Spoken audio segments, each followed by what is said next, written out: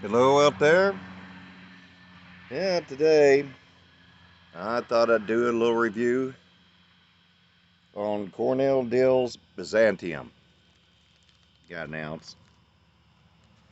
I'll be doing it out of my 8626 Rossi Victoria. It has no model number on here, so you have to kind of do it out of memory. Love these little Victorias. And I'll ramble on a little about some other things. First, I'd like to do a little shout out, a couple shout outs. One of them is to a non-presenter, old Uncle Mike. Pretty good fella. Drop and give him a sub. And the other is the W.R. Kane. He's another great fellow, really down-to-earth guy. And he was talking about cellaring. How there was really no such thing at one time. That's how he was right. Even though I only knew a few pipe smokers, well, there was one. I never got to meet him. I was a buddy of his roommate. They live in the barracks there at the Polaris missile facility, both in the Marine Corps. I could tell his roommate was a pipe smoker. It's obvious. He had a nice, beautiful pipe rack, and he just had one jar of tobacco. One big, nice jar. That was it.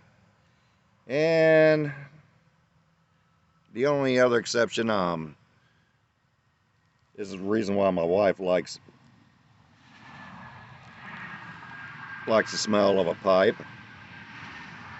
My wife is was born in Kentucky and raised in Indiana, and she spent a lot of time in Kentucky. I think especially during the summers at her grandparents' house.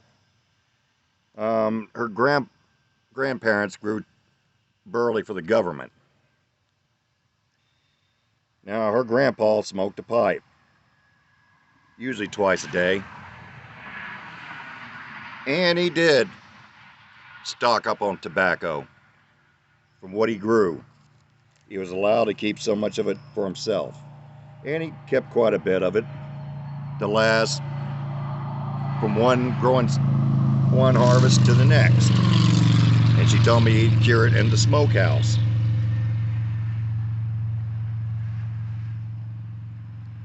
But if you think of other forms of tobacco that people use, except for one or two cartons, you didn't see that from a cigarette smoker. Anybody who dips some snuff, keep maybe one, two cans around, maybe a roll, enough to last them a little while. Not enough to last from here to doomsday. Same with chewing tobacco. I think cigar smokers, most of your dedicated, well, not most, but more of your dedicated cigar smokers made more of an effort to stock up. And probably not even a majority of them. They might keep a few boxes around. If they were rich enough, they had a nice big humidor cabinet. They kept quite a few boxes.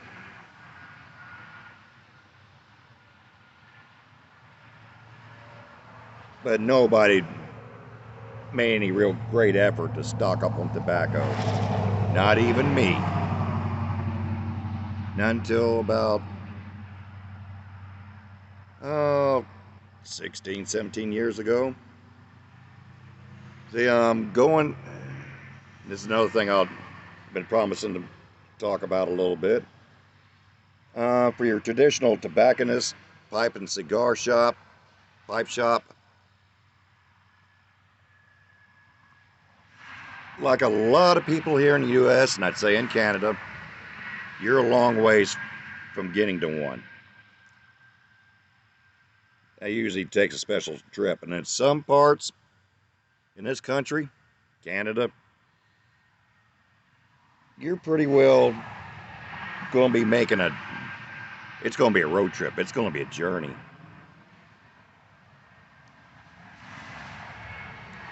So when the convenience of ordering online, of course you got to pay the shipping cost.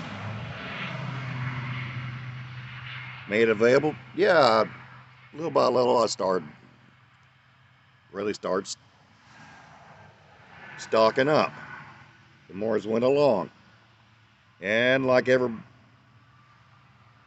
other pipe smoker nowadays, yeah, I even adopted the word cellaring. That's okay.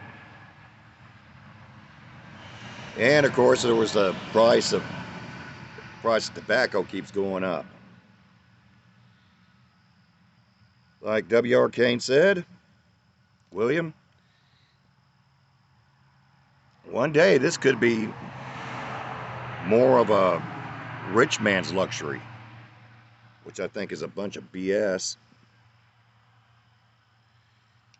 All right, now in Byzantium, it's like Sunset Harbor Flake. You have Oriental, Latakia, and Perique, and no Virginia. The only difference is it's in a Byzantium's in a ribbon cut. Now they might have also mixed it in the tobacco's in different proportions, different from Sunset Harbor Flake. I don't know.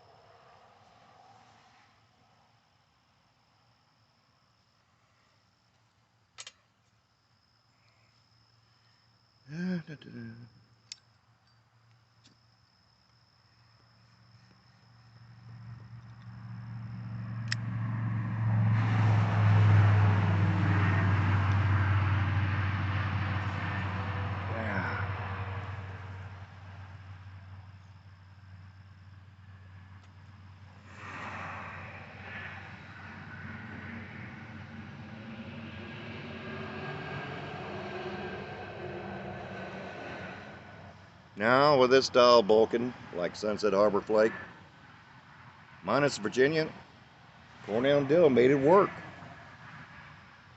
It's not pretty nice.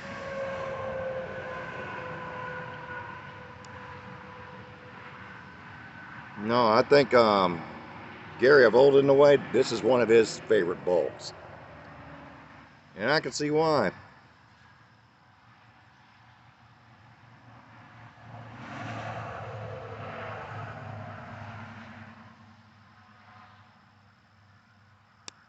Now for me, it's the Orientals that stand out the most. And a bulking, that's the way it should be.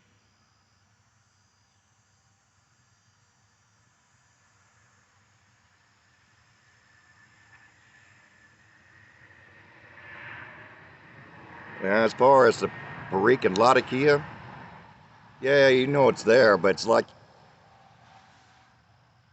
they don't really stand out individually for you to pick out. If this makes any sense, it's like those two tobaccos just kind of meld into each other because you can't get their full qualities by themselves.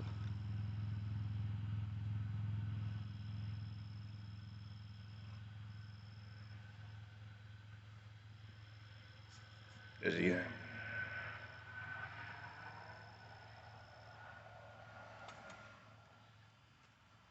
Mainly where I Yeah, you don't get that fruitiness, that dark kind of fruitiness from the Perique, but you still know it's there.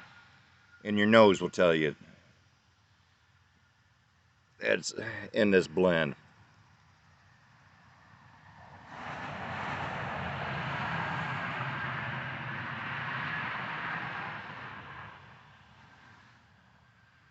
And like with a lot of kid, you don't get fully by itself. Yeah, you do get that smokiness, but it's like that Perique toned it down. I can't quite explain it, but it's good. It works. That's what matters to me.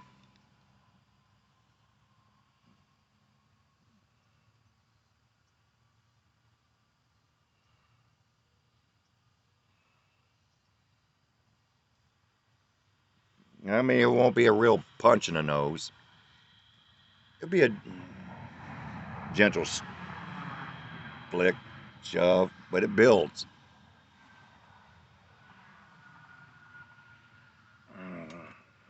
You will feel it in your sinuses. And it's nice.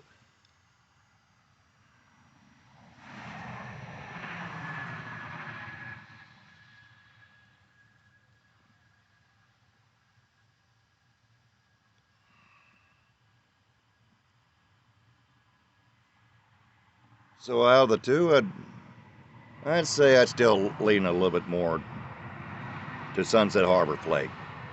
But this is pretty good right here. It's growing on me some. I'm starting to considering cellaring some of this, stocking up on some of it.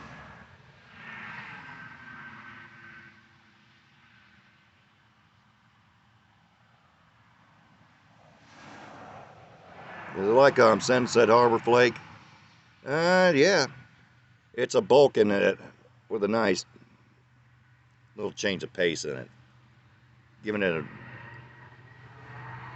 giving that basic blend a little bit more variety. It shows some of Cornell and Diehl's creativeness.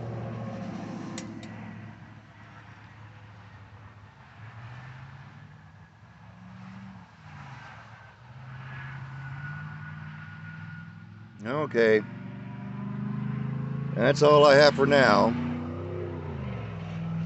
I'll be making a real video as soon as I can. Thank y'all for dropping in.